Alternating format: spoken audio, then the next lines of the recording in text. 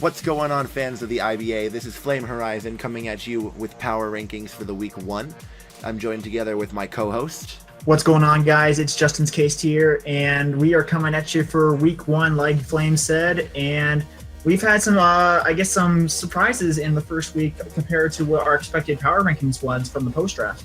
I was very surprised by how everything went down. Oh yeah, I definitely had some teams go take some big falls and some teams go up a big bit as well. It was very exciting to see all the coaches' skill sets come into play. And it was also like there were a couple things that had happened throughout the game, throughout the week as well, that had resulted in some places that were just kind of set in stone that we couldn't really change. So we'll have to discuss that a bit more. You'll probably know what I'm talking about when I bring it up. Yeah, definitely. We'll go into a little bit into depth on the matches right here, and let's jump right on into it. We both have, I think we are in complete agreement here with the Arizona Diamondbacks. We're definitely the number 16 for this week. Definitely. Like there was no question about it. They, I mean, for one, they forfeit. They were doing pretty decently, but they was like to a 5-0, I think. And it was due to a low roll, or it was actually a high roll. It was calced a lot. They took the sets and calced it, and it was actually the highest roll, and it didn't kill, and he thought it was a low roll, and forfeit, which was very depressing, to say the least. Yeah, I agree. Like, that game was not too exciting to watch. It was very unbalanced. Like, honestly, I don't feel like the Arizona Diamondbacks were trying too hard. They brought the A-Palm, which just kind of was a testament to that. It's the Diamond Storms were just it was to the point to where they got like so mad at the way the league was going. They actually, and I'm gonna bring this up because it's probably common knowledge by now, I'm gonna bring this up, they actually quit. They dropped out of the league. Yes, as 2 teams have actually dropped out of the league at this point. The Arizona Diamond Storms, and also the one that's by default, the next one up is the Manchester Landos, is also dropped out of the league, as the Landos did not show up to their match this week, so they are also out and were replaced by 2 brand new coaches for the upcoming weeks. So we'll cover them in detail next week when they play their matches. And I'm excited to see how it goes. I've seen how they changed the teams, and it is definitely a lot better, in my opinion. Oh yeah, no more A-Palm, guys. Sorry about that, but no more A-Palm. It might have been really funny, but no more A-Palm. Yeah, exactly. Anyways, that's pretty much the bottom of the ladder right there. We don't need to cover the Landos because there was no match again.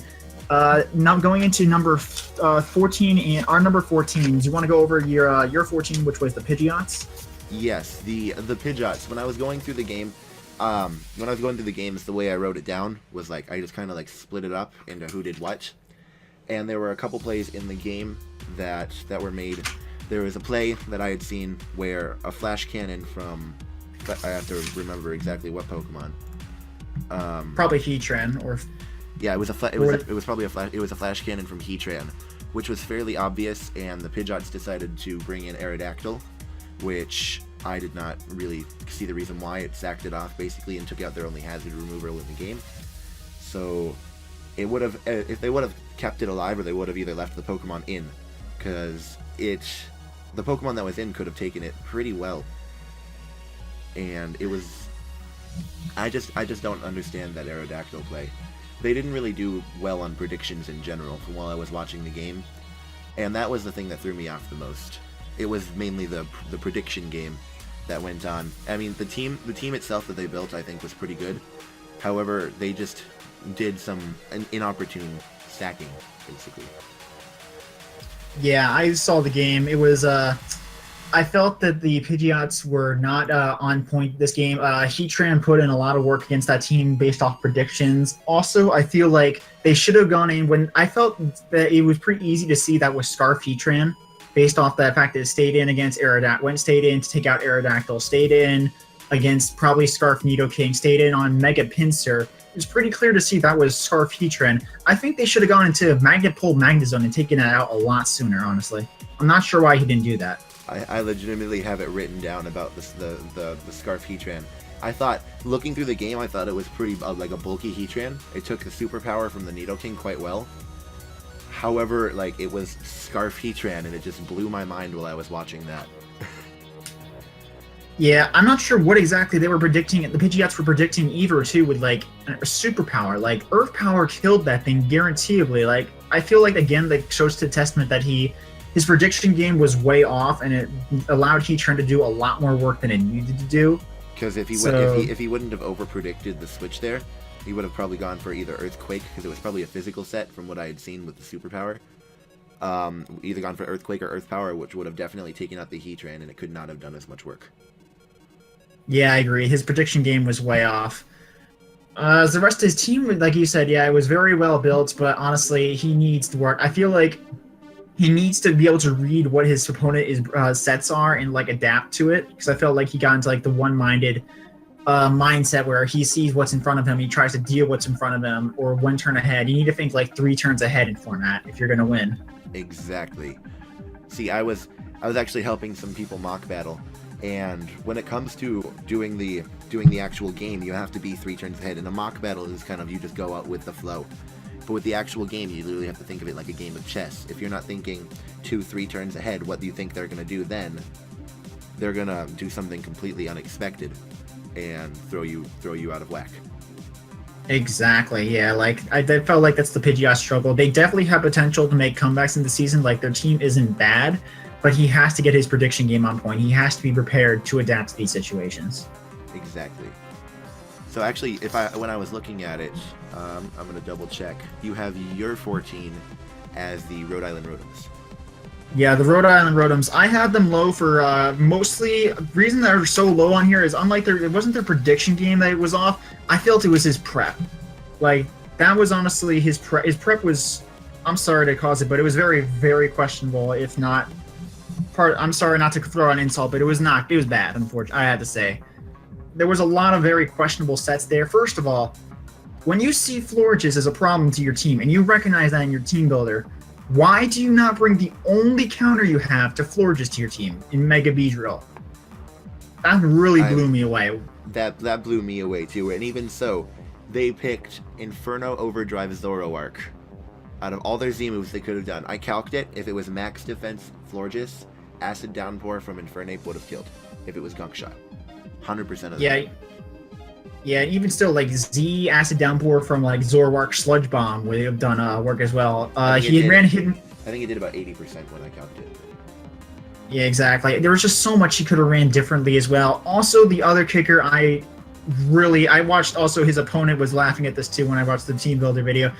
Hydro Cannon Blastoise, uninvested. Hydro Cannon Blastoise. Okay. Here's my problem, Top. I'm going to give you some advice here, buddy.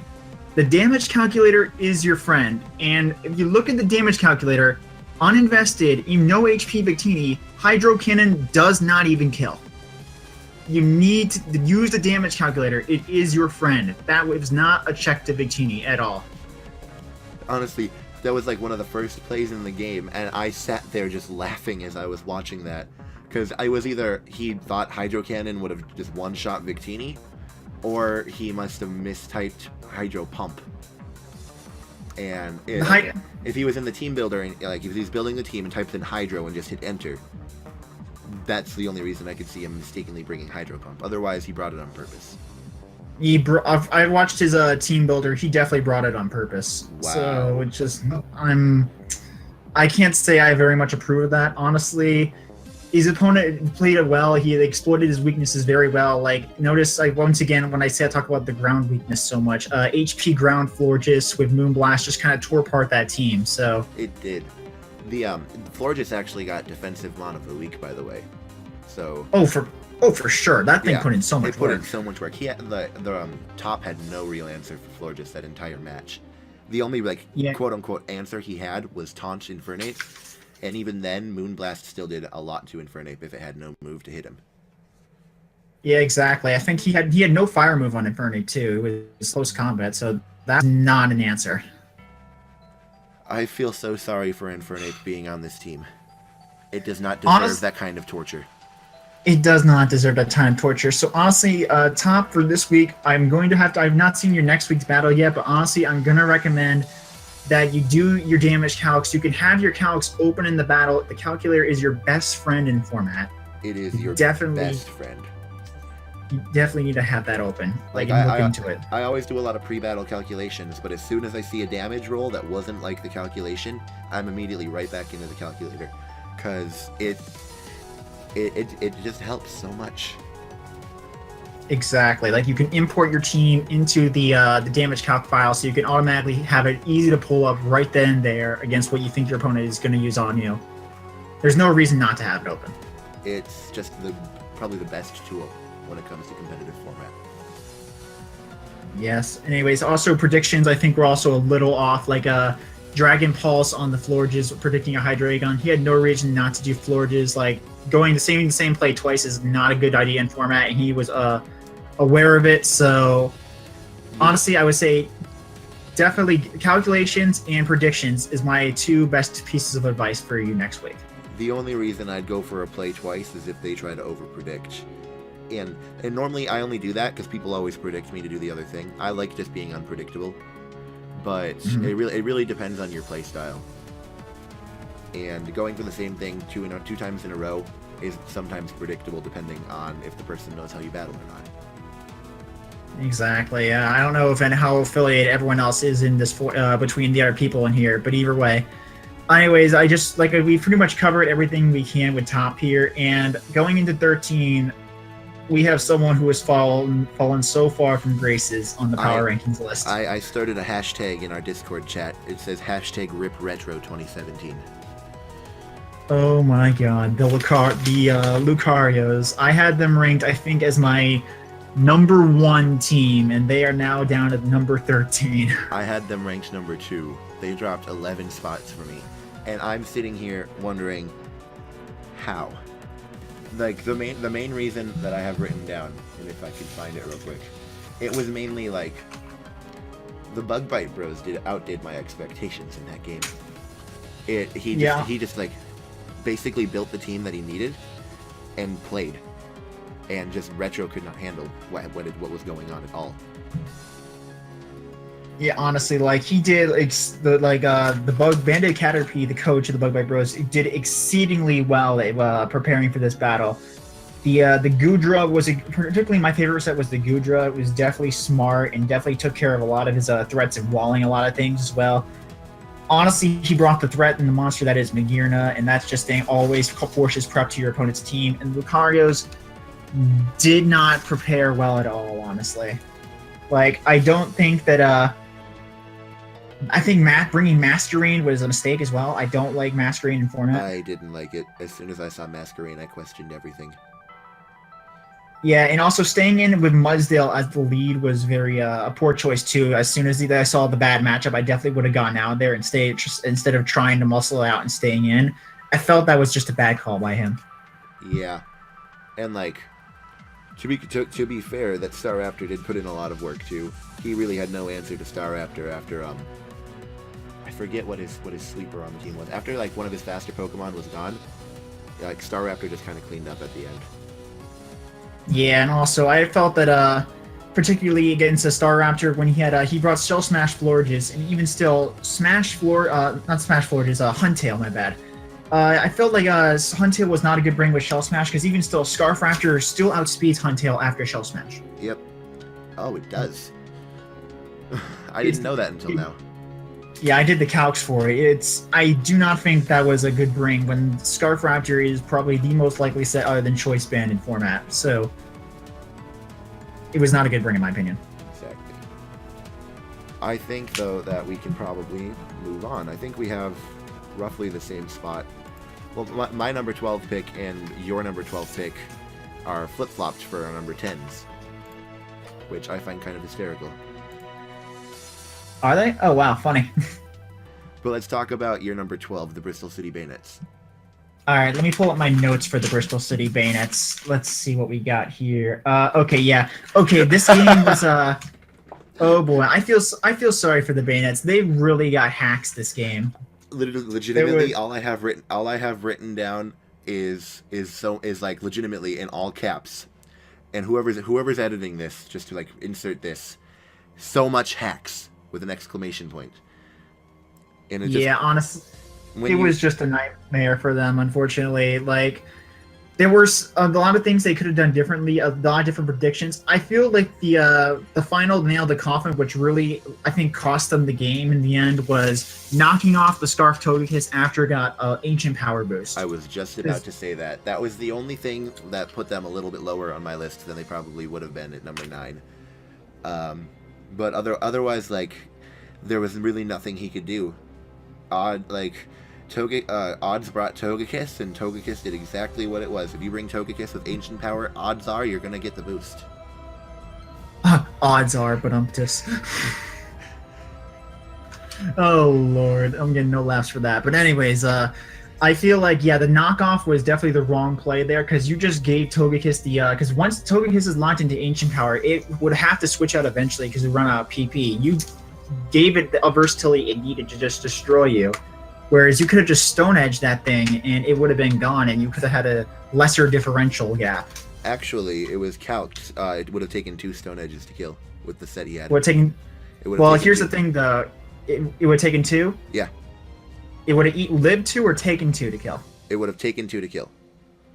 Okay, well, here's the thing, because it took... Landorus would take... It was a 3-hit KO to kill Landorus with Ancient Power, because it took 30 from the first one. He could have Stone Edged twice and killed that thing with just barely enough health to live, honestly. That could have been a lower differential gap if the Bayonets had not knocked it off. It definitely could have. So yeah, I feel like that was the risk play. And for what he did do well, I liked Offensive Shaman. I liked, because it was a good bring into that team, and he took out the Milotic, which was very good call.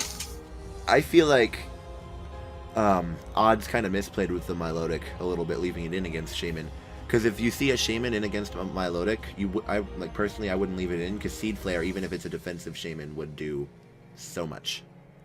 Yeah, we're gonna cover that more when we get to Odds himself, because right now we're covering the Bayonets. Yep. So, like, honestly, I felt for the Bayonets, his prediction game was off. The knockoff on Togekiss was just killer, and I understand it was very hacksy, because there was a lot of air slash flinches, a lot of crits, a lot of misses. I know Volcanion missed a couple fire blasts here and there.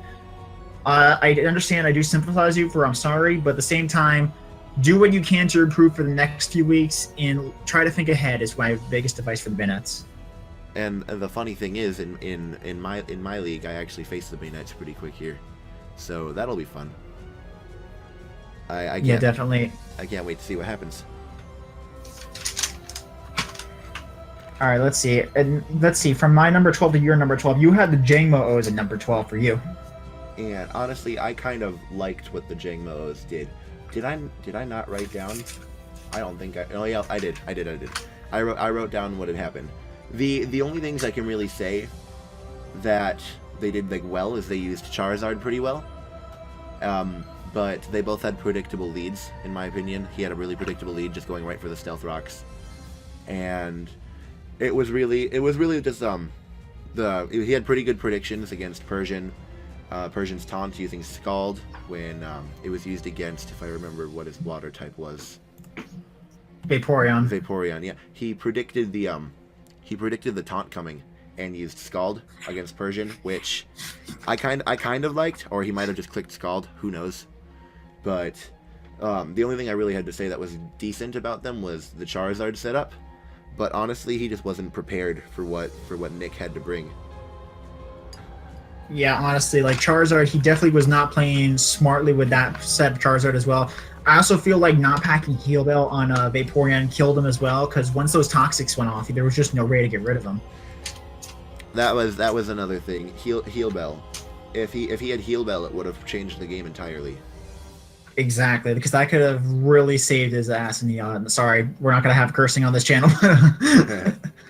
But anyways, yeah, Heal Bell would definitely have saved him in the long run had he had it, but unfortunately, that just really whittled him down to the point where there was no saving him. Exactly. That's basically all I really had to say about them personally. It was really just how he wasn't prepared for that, and honestly, I wasn't prepared for what had happened. When I saw it, I was shocked, but we'll talk about that a bit later. Yeah, honestly, yeah. So, anyways, since I have nothing else to cover for the Jingleros 2, moving on to number 11, I had the Pidgeots, and you had the Rotoms, which we both covered. Exactly. Number 10, we covered already the Bristol Bay City Bayonets and the Washington Jingmos. Number 9 is one we both unanimously agree with, is the New York Greninjas. The main reason I put them there is even though they lost, it was a pretty good game. I think it came down to either a crit or just sacking something off at the wrong time. I can't exactly remember what happened, but it was a well played game. It was just more in the Manchester's favor. Came like mid game. I just couldn't really decide like if he was worse than these teams or if he was better. So I just kind of slapped him at 9 because he did lose, but it wasn't like an awful loss. He did really well. He played really well. Yeah, I agree. Like, I felt that's why I agreed with too. He was definitely, of all the people who lost this week, he definitely played the hardest, in my opinion. Like, I don't have I lost my notes for this, but here we go. Lottie asked, oh god, yep, it was this team. He went up against such massive amounts of stall. I feel so sorry. That was just a disgusting amount of stall he went up against. He played all the way through to the end. So I must commend you for that. When I was watching the battle, I was sitting there and I'm just like, this battle has gone so long and nothing has died yet. What's going on? It was disgustingly long. Like, there was definitely things he could have done better. If he predicted just better, he could have killed the Bulu a lot faster, and that would have ended its reign of stalling terror. But unfortunately, I feel like he tried to overpredict and see what to see if he could catch whatever next was coming in. But sometimes his opponent was just reading him, it seems. It didn't work out. It was definitely like the hardest fought loss. He tried predicting. They were off a little bit with prediction wise, but honestly, where he's at is definitely where he deserves to be.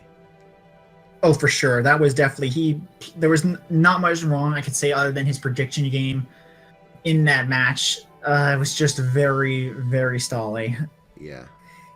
I'm sorry, bro. Like, Stall, you can stall is the worst. God dang it! I would never have thought in a million years to see that Bulu. God dang it! So, Gliss, I'm gonna have some words for you when I come to you, buddy. But anyways, number 8, we both the Toronto Star Raptors were the opponents of the Landos this week, but unfortunately, since the Landos did not play, they automatically just get an auto win, which is why we can't really move them up or down this week. So they just stay at the number 8, being just that kind of default zone. Yeah, just like the default, like, hey, you won, but you didn't really do anything. Yeah, it's not his fault though. He was prepared. The Landos just kind of dropped. Yeah, which is very unfortunate. So yeah, anyways, I'm not going to cover there. We both agreed for the number 7 slot was the Nevada Guard. The Nevada Garchomps. Where do I have them written down? Where do I have them written down? Oh no. Let me see them. Oh no. Garch. I know I watched their match because I put them where they are for a purpose. I just don't remember why. The Garchomps. Let me see. I had them. Let's see. The Garchomps were against the Diamond Storms. I have notes. Oh, that's why. That's why I put them where they are. Yeah, the Garchomps. It's not that they played the worst of all the wings. They played the very worst team, and they crushed the very worst team, which is not a bad thing. But at the same time, it didn't take a lot of skill necessarily to do that. Yeah. I'm not saying that as a bad way. Like, it was. I'm not like saying the Garchomps were lazy. It was like they did very well. They did what they meant to do. They won. It's just that compared to the other wins this week against tougher opponents, I thought that was they deserved to be ranked lower this week, in my opinion. Yeah, it was mainly because of the forfeit that I put them where they are. They played really well from what I had seen, but as soon as I saw the forfeit, it really would have just depended on how the end game would have gone, because honestly, the Diamond Storms probably could have brought it back a little bit and probably would have changed the outcome of the situation, but it really came down to the forfeit, in my opinion. We really couldn't see how end game strategy was. Yeah, like maybe it would have been possibly a 4-0 if the Diamond Storms had done something a little bit different. But honestly, it was just. I'm not saying. I'm said. It's not that they were played badly. I would say just keep it up what you're doing. It's just that you're down here just because you faced the worst opponent. You're not gonna bump up so much higher just because you faced the worst opponent. Exactly. Yeah, not much else to say. Do you have anything else to say about the Garchomps? Not at all. All right. Anyways, next up, coming up on here, I'm gonna go over the Portage Herdiers, which I have at number 6, and you had a little bit higher at number 4. Yep. I really liked their team, but let's hear what you have to say. Yeah, I felt that I had them a little bit lower because it felt like their win wasn't the greatest as well. They took on a team that was vastly unprepared for them, like because Florges just manhandled that team on its own right. Yeah, without Mega Beedrill. What are you gonna do against a well-played Florges if you don't have a counter? Oh my lord. So yeah, it's just kind of the example that it wasn't a match that was played badly. It was just a match that was just handled way too easily because his opponent was just kind of underwhelming here. Yeah. The main reason I put them up just a bit higher was because they played around the Blastoise pretty well, even though it was a Hydro Cannon Blastoise. It wasn't that hard to play around. And they also just kind of played around with some of the answers that the Rotoms had, like the taunt name, and they just used Florges to its best potential. They really did. Honestly, I have very few critiques about this team because Florges was played so well. The only critique I could really say about this team, I think, was Life Orb Victini. Life Orb, technically, a lot of GBA analysts particularly critique this item in format a lot because it whittles down things a lot really fast and tends to knock them out early. And especially with sweepers like Victini, you want around as long as possible. Maybe perhaps I would say I personally, and this is a personal preference, I say Expert Belt in format is just a little bit better than Life Orb to preserve health. But even still, I can't complain because he did win though. Yeah. Honestly, Life Orb Victini is one of those Pokemon. It's one of those sets where it's a fire type, it's weak to Stealth Rocks. You might not want Life Orb due to the fact that Stealth Rocks chip away at it. And Life Orb sure does that extra 1.2 damage, 1.2% or 1.2 times. However, it just whittles you down a lot faster than you should be. Exactly, especially with stuff like Victini, which you want around. He did have Wish support, which is why I can't completely hate on that, which is because he helped boost Victini up a couple times during that matchup, which really helped him. So with Wish Florges, nothing really dies. Exactly. Nothing really dies when you don't have a counter. But if we move on to my number 6, and the reason why I put them in numbers, they jumped up 6 places for me. My number 6 was the Sophisticated Sableye, and honestly, they did a really nice job playing around Lele. Yeah, honestly, I had them. I had this have really tough time choosing between my number 1 and 2, and the Sophisticated Sableye were up there. I'd eventually put them at number 2 because the way he played around Lele was exceptionally well. Exceptionally well. Again, as we talked earlier, Scarf Heatran just kind of played around that team and really just did a lot of long-term work against that team, knocking out stuff like Mega Pinsir, Aerodactyl, chunking Lele and even burning it. Nidoking, that was superbly played in my opinion. It definitely was. And honestly, Scarf Heatran was the thing that kind of just pushed it over and put him above the Garchomps for me. Is Scarf Heatran is just kind of one of those things that you never really expect, especially in the Draft League format. You normally expect the bulky Stealth Rock setter. You don't really see Scarf Heatran, and the way he used it was exceptional.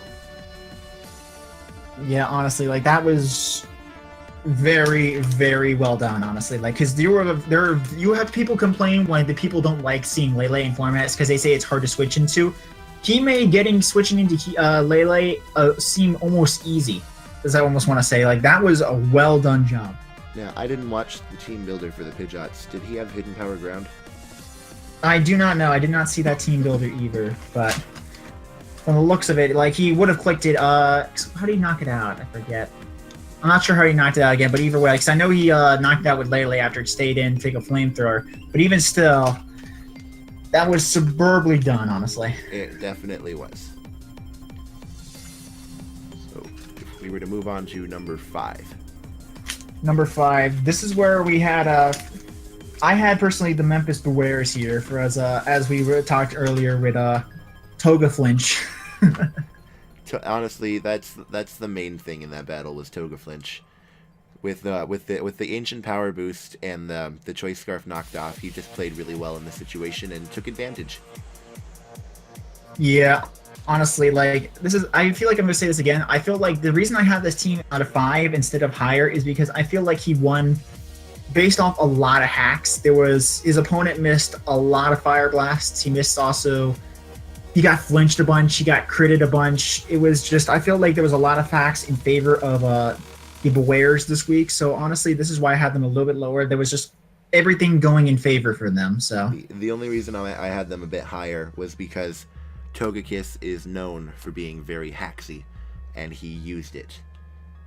And it was just like if you can use that to its full potential, if you can use the hacks to its full potential, which isn't necessarily hard, but using it to its full potential and then working around the situation with the knockoff was definitely why I put him a little bit higher. yeah, definitely. And the reason I also have him a little bit lower is just kind of way with the as we discussed earlier, the Milotic Shaman situation. Based off the ice beam damage when you did against Shaman, I could tell before I even saw it that was offensive Shaman. And you should fear offensive Shaman if you're a Milotic. That thing one-shot it. That surprised me. Because normally Milotic, I think, has what, base 130 special defense, 135, somewhere around there? It's like base 125 SPDF, and honestly, like, based on the damage, because the ice beam did that much, and I don't think you saw leftovers, you should be prepared to see that was a offensive variant, and you should be prepared to switch out on a C player. Honestly, Scarf Shaman is scary. I don't think that was scary. It was Life Orb, wasn't it? It was Life Orb, I think. Yeah, it was Life Orb. But Scarf is still pretty scary, though. Like, offensive Shaman, you can't sleep on it. When it comes to those base 100 Pokemon, sure, they can be bulky, like Mew, like Shaman, but if you make them offensive, they are definitely a threat. Exactly. Like, base 100 is the standard line of what would be, like, threatening stats that you're able to do nice, massive damage. Like, you should never sleep on that. Like, honestly, that's the only critique I would really give Odd this game. Definitely, I would definitely take a closer look at the damage calcs to see, this Ice Beam did a lot to Shaman, which is typically bulky. Maybe I should make sure that an offensive C-Flare doesn't kill me. Yeah. And I think another reason why I put them where they are is because I think Odds is fairly new to the battling scene. So being fairly new to the scene and doing fairly well, I kind of gave it to him. Yeah, I'm probably going to get ripped by the Odds Are fan club in the comments section. But anyways, I'm going to sit down with you and the 0 subscribers that are currently at that in that department at the moment. Maybe not for too long, but we'll have I'm pretty sure you have a good chance to move up in the next week. But anyways, you did well. Just look closer at the damage calc is my only critique for that. Yeah, and then my number 5, which is your number 3, so we had those two flip-flopped as well, is the Manchester United. And Manchester United. Let me see the it was versus the Greninjas. It was like that clean win game. He used Stall Bulu, and it made me cry. Oh my god. In terms of that was a painful match to watch. I have at the top in all capital letters at the top of my games, hacks, stall. I honestly, Tapu Bulu really isn't like the bulkiest thing, but the way he used it is just mind-blowing. He used it for stall, the leech seed, plus the grassy terrain recovery. It made me want to cry. That was a painful match to watch, and that's why that's why we sympathize so much for the Greninjas. Like, that was disgusting. Oh my lord. Like, nothing died for so long, and even still. It was like 30, 35, maybe even 40 turns, and nothing died. Yeah, exactly. And even still, it just took a slow process of, to whittle everything down, and to the point where there was eventually just finally everything dropped off, and it was just all that was left was the team of the Stall Bulu. It's kind of like a venomous snake going up and biting its prey and just watching it suffer. Yeah, exactly. It was, oh my lord. Mad props to the person who can make Stall Bulu a menace here, and that's going to be something I think every opponent is now going to have to prepare for going up against You're this going team. to need an overpowered poison type move whenever you face this type of Bulu. You are going to need some kind of poison coverage against this Bulu. Oh lord! And in prediction games, this prediction game is on point. So like, I feel like this team has the chance to just run mind games against people in the upcoming weeks. I'm going to look forward to seeing what this team can do. I can't wait to see Choice Band Bulu when someone preps for the Tank Bulu. Exactly. I can't wait to see. I would feel like this is the guy who would make Special Bulu just sweep one week. I want to see this happen. Do it. If you're watching this right now, do it. Yeah, man. Manchester United, we have high hopes for you now. You have expectations you need to fulfill with Bulu. You have to use Bulu to its full potential. You have a good team around it. Use it. He's already made use of it, and I feel like his opponents are going to be scared of this thing now. So good luck, my friend. All right, let's see. At the we already covered the Herdiers earlier down, Bewares. Next up is the Texas Tyrantrums at my number 4, and they're up a little bit higher at your number 2. And let's talk about why you have them at number 4. I want to hear why. Let me pull up my notes for this. Texas Tyrantrums. Yeah, this was the match against the Jangmo-Os with the with the poorly played Charizard and the Vaporeon. He did pretty well, I gotta say. Like, he brought a lot of heat to this game that I was very happy and to see. Like, the Burn Up Arcanine really got me. Like, I liked seeing that set. It was a lot of like really, really, really good sets that just like pushed it over the top. The Burn Up Arcanine, the Scarf Hex Gengar for good cleanup, the Toxic Spikes going like all over the place. It was just overall like good predictions as well. He used the team very well in my opinion. Yeah, honestly, like, I feel like the only reason I don't have this higher is just because I felt so inspired, and though I hate how long it took by Stall Bulu just to put them up a little bit higher, but this team was very well done and they played very well in my opinion. And the only critique I had was, and it's literally written in caps at the top of my notes, why was there no Mega Lopunny? I don't know. Either I can't question it too much, but since he won, but he won, yes. But honestly, in every match, Mega Lopunny is just always a threat. There's in my opinion no reason not to have it unless they have like Reuniclus and Cresselia, and just like unless they have like every bulky psychic type or at least 2 bulky psychic types. There's no reason not to bring it, in my opinion. Well, from previous experience, I actually have used Mega Lopunny and currently am using it in another league at the moment. What I find with Mega Lopunny is a lot of people do prepare for it, sometimes over-prepare for it a lot. Like, they'll run Scarf users, sometimes even multiple Scarf users with a lot of priority to take it out. And I find that sometimes it may be better to leave Lopunny behind to bring something that counters the things that they want to bring to counter it, because if they over-prepare for it and you have those counters, you can catch them off guard and really just take them out.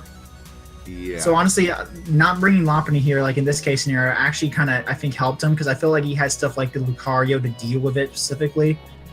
Set up Zard as well. Like, honestly, like, this team was probably built to take preparing for Lopunny, Unburdened Slurpuff, and not bringing it actually, I feel like, kind of helped him here. Oh yeah, the Unburdened Slurpuff. I forgot about that. It was actually calced out. That was that was an Adamant Slurpuff, I think. And Adamant Slurpuff max speed does not outspeed Scarf Timid Gengar. So even though I think that was the counter to Gengar was the Slurpuff, but Scarf Gengar still outsped the set that he had. So Scarf Gengar definitely put in work. Yeah, definitely put in work, honestly. I don't feel like Slurpuff should be used technically forever for a counter for Gengar unless you really know what you're doing, because that thing, I feel like Gengar beats it in most cases. But even still, that's why, anyways, the Tyrantrums are up here just because they did well. I liked what they did. The only reason they're not higher is just because I felt there were a few more teams that just particularly shined, I feel like, just a bit more brightly this week, in my opinion. So your number 2. We already talked about your number 3 and my number 3. But your number 2 was the Sophisticated Sableyes. And then we talked about them a bit. But why exactly do you have them so high? I think I talked about them a bit when we were talking about it when you had them.